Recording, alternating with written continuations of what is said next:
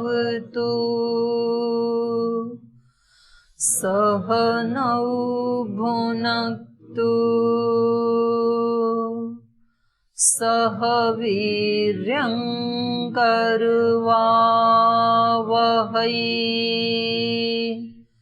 तेजस्विनावधीतमस्तु मा विद्विषावहै। ॐ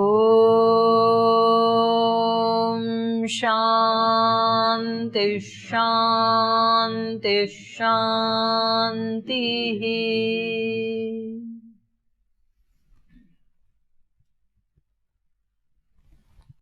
तो ये छांदोग्य उपनिषद यहाँ समाप्त हुआ। अब हम बृहदारण्यक के कुछ प्रसंग पढ़ेंगे, क्योंकि पूरा का पूरा तो इसका नाम ही बृहदारण्यक है। बृहत माने बड़ा, और आरण्य कहते हैं जंगल को, तो एक बहुत बड़ा है ये। और वैसे भी छांदोग्य और उपनिषद, ये दोनों उपनिषद एक तरफ और बाकी के 9 उपनिषद एक तरफ, बराबर पढ़ते हैं दोनों। तो इतना इसमें विस्तार है। तो यहाँ हम कुछ विशेष प्रसंग पढ़ेंगे। तो आज हम पढ़ेंगे प्रथम अध्याय का 3 ब्राह्मण पढ़ेंगे। प्राण के संबंध में जो देवासुर कथा है उसका अध्ययन करेंगे।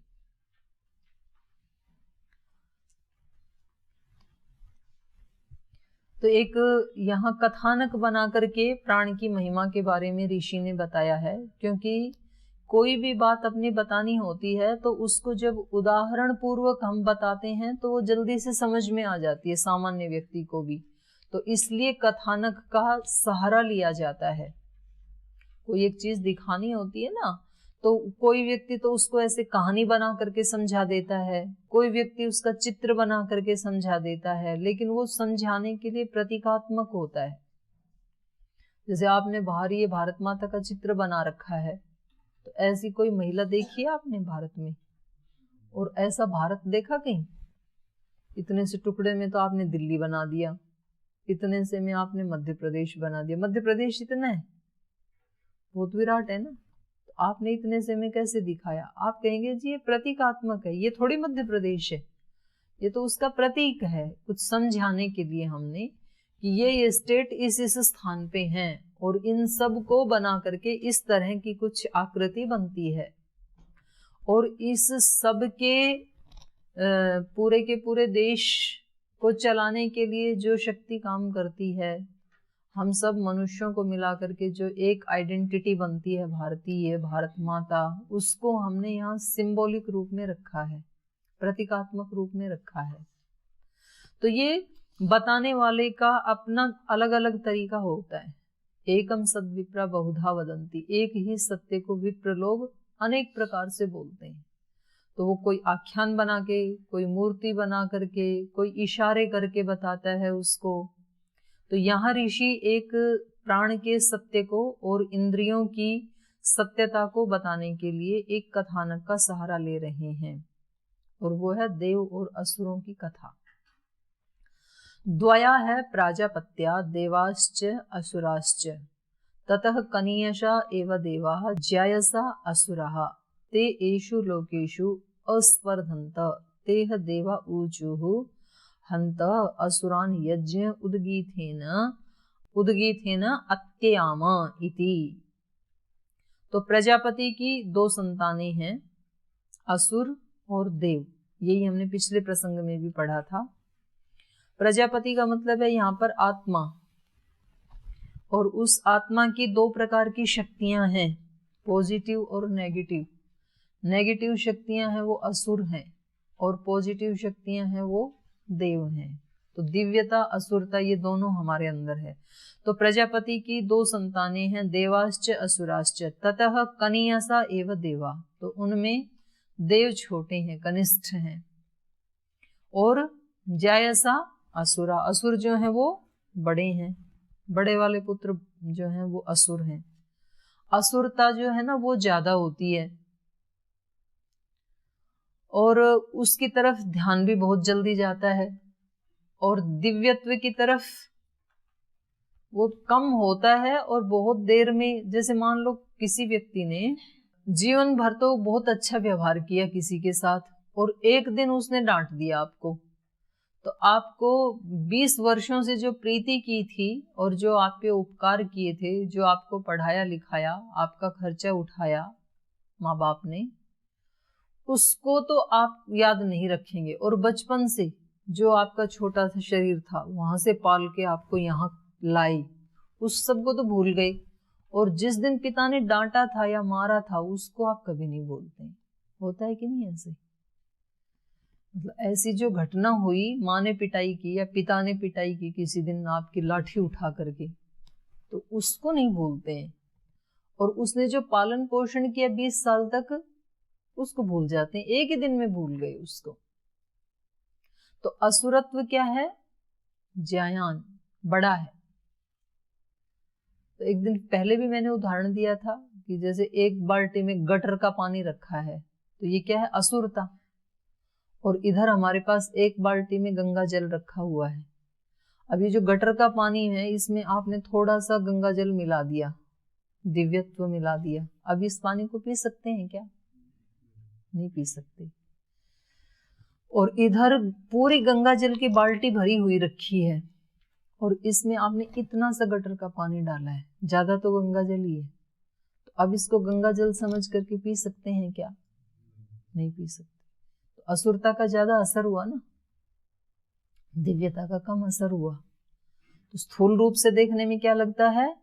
असुरता का ज्यादा बोलबाला है, लेकिन दिव्यता सूक्ष्म होती है और अंततोगत्वा दिव्यता का ही ज्यादा असर होता है। लेकिन ये स्थूल रूप से समझ में नहीं। स्थूल सत्य तो यही है, स्थूल सत्य तो यही है कि जो आसुरी प्रकृति के लोग हैं, वो देवी प्रकृति वाले लोगों को तंग करते रहते हैं। स्थूल तो यही है। तो अब इसमें पढ़ते हैं कथानक में ये क्या कह रहे हैं। तथा कनीयसा एव देवा, उसमें देव कैसे थे? छोटे थे। ज्यायसा असुरा, असुर बड़े हैं।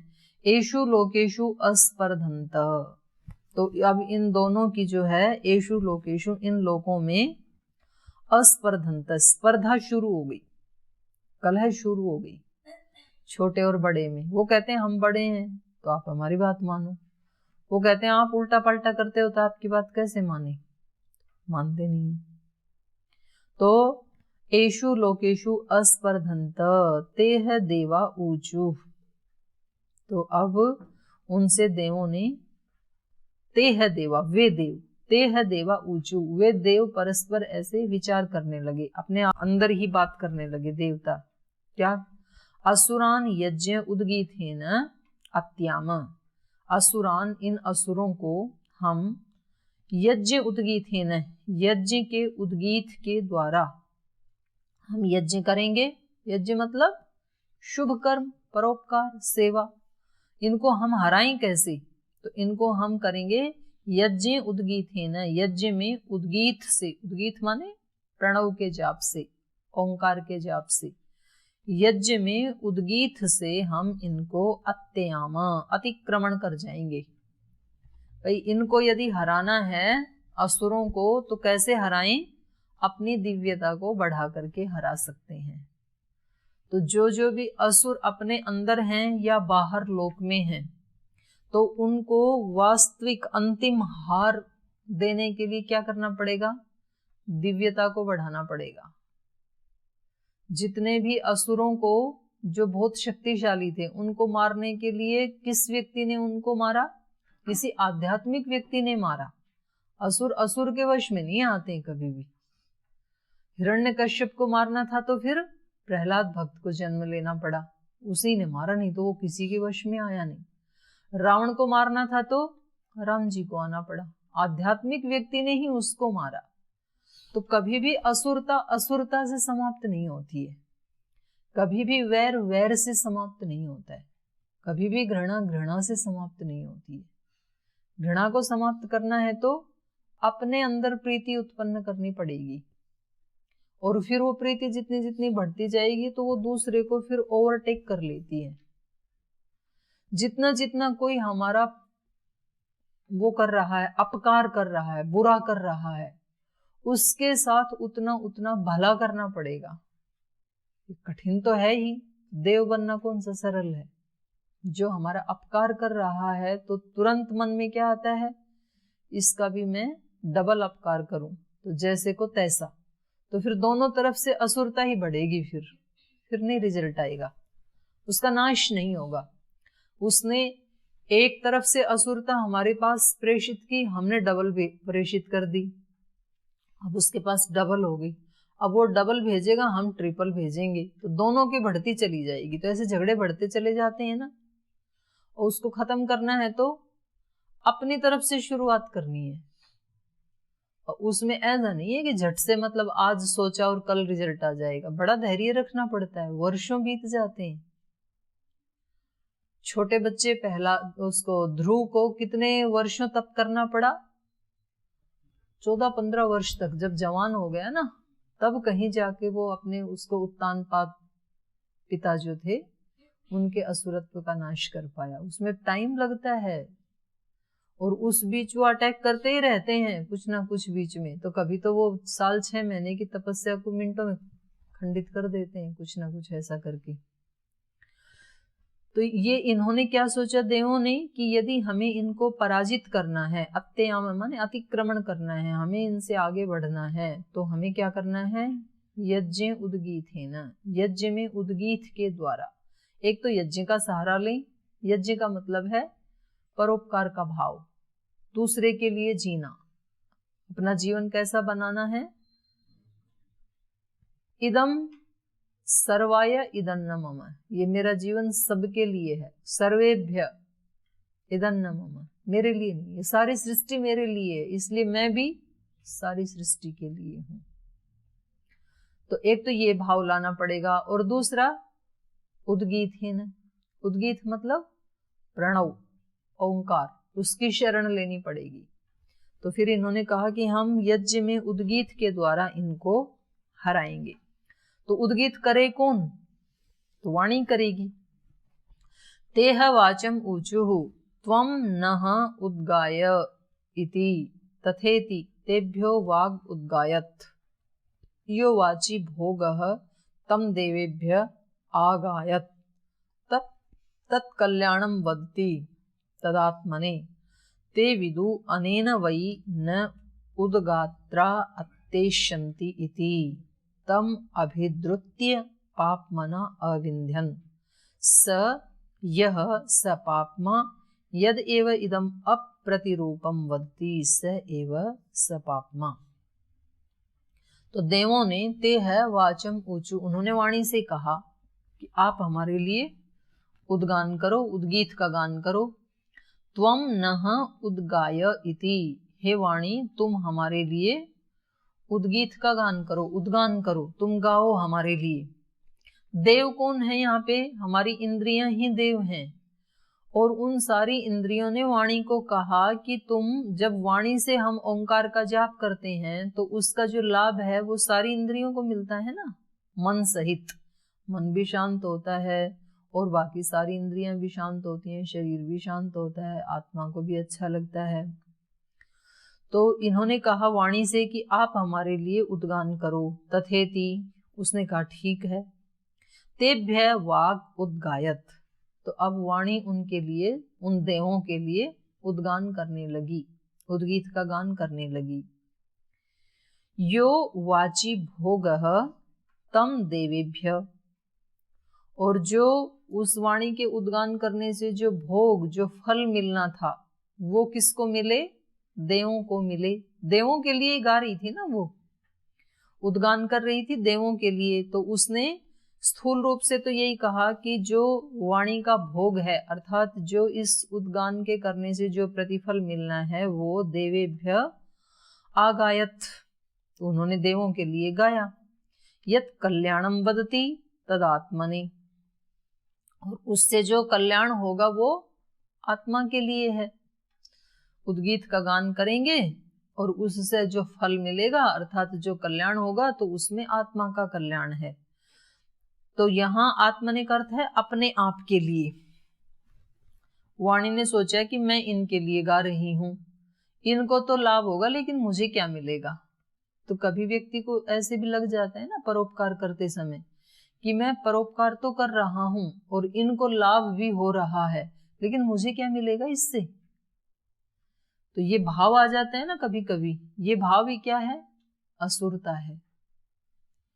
क्योंकि जब आप यज्ञ के लिए बैठे हैं तो यज्ञ में तो भाव ये आ ही नहीं सकता है कि मुझे क्या मिलेगा यज्ञ करने से। यज्ञ में तो भाव क्या होता है, इदम सर्वेभ्य, ये सबके लिए, इदन्न मम, इदन्न मम का भाव होता है। यदि इदन्न मम का भाव चला गया यज्ञ में से तो फिर वो यज्ञ जीरो है, फिर वो यज्ञ नहीं रहेगा।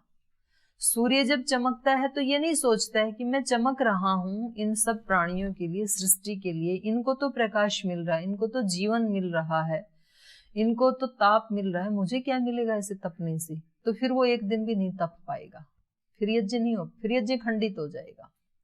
तो जहां ये भाव आ गया कि मुझे क्या मिलेगा इससे, तो फिर वो यज्ञ नहीं रहेगा। तो यहाँ ये कह रहे हैं तम देवेभ्य अगायत, उन देवों के लिए उसने गाया, यत कल्याणम वदति तदात्मनि।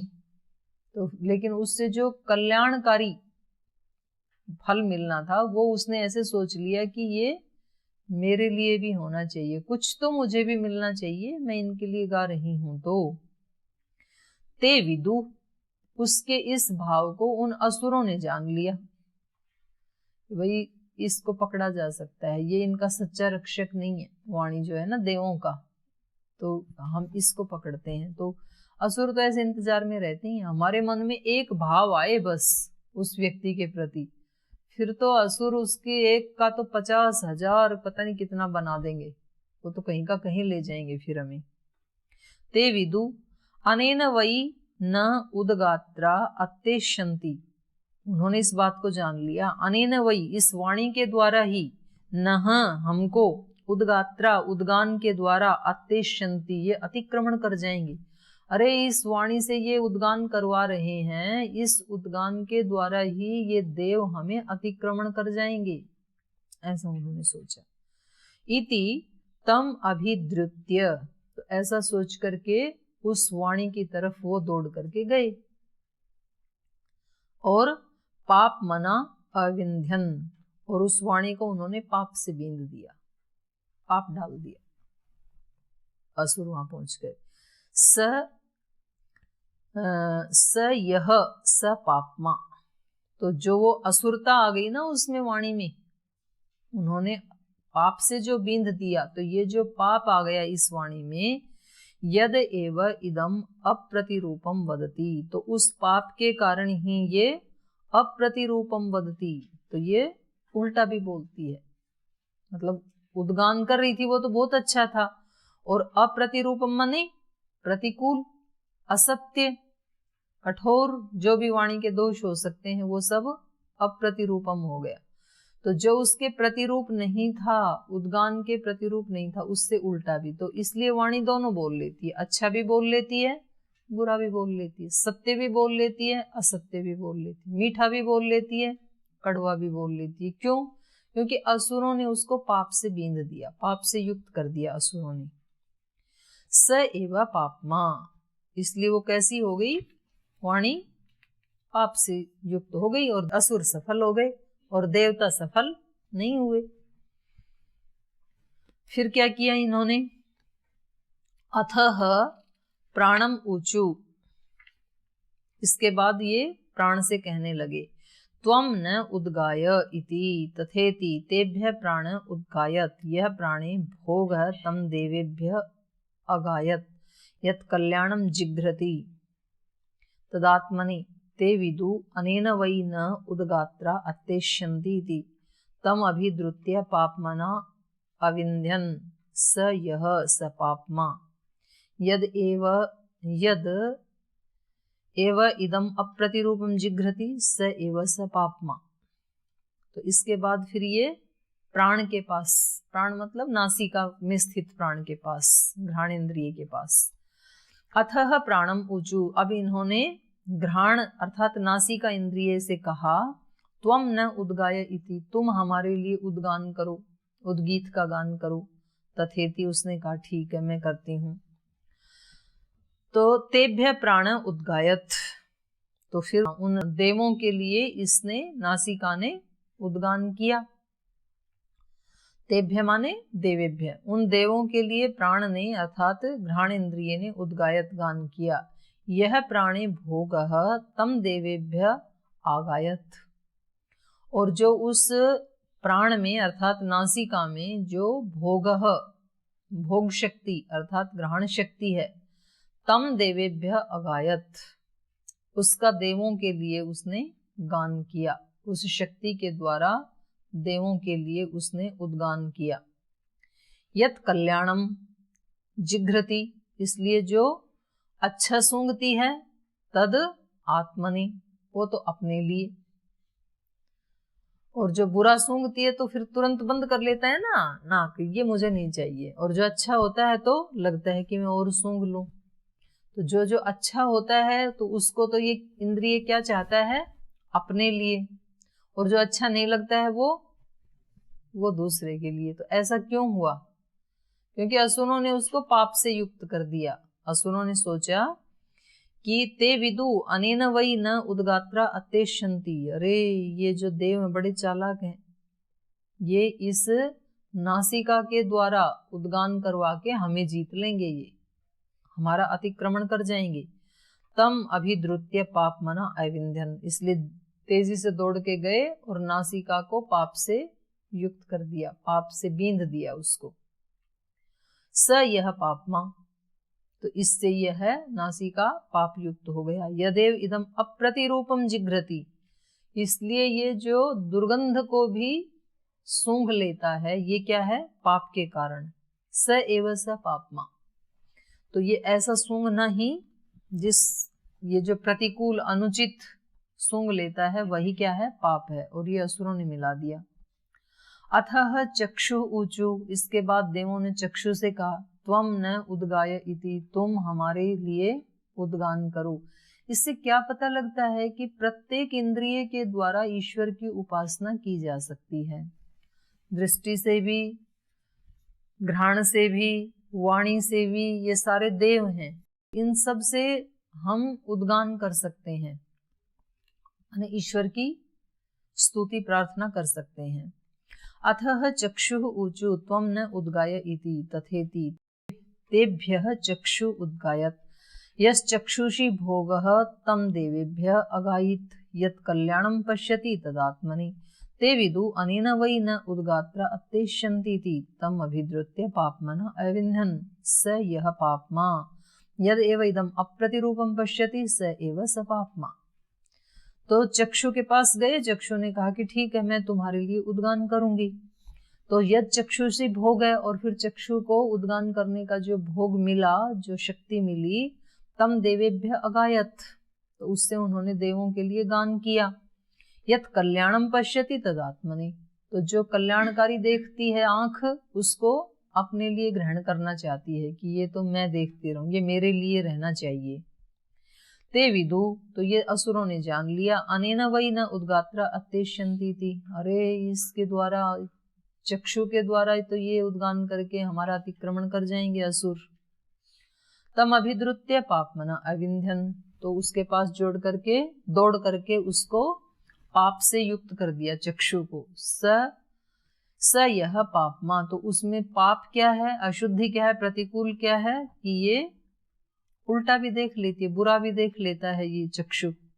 यद एव इदम अप्रतिरूपम पश्यति स एव स पापमा, तो ये जो आंख से अच्छा भी देखता है चक्षु इंद्रिय, बुरा भी देखता है। अच्छा देखता है ये तो अपने लिए, और बुरा देखता है तो वो पाप का भाग है, असुरता का भाग है, वो उसमें असुरता का रोल है। तो इस प्रकार से ये प्रसंग जो बचा है, इसको फिर हम कल इस पे चर्चा करेंगे। आज यही पाठ को विराम देते हैं।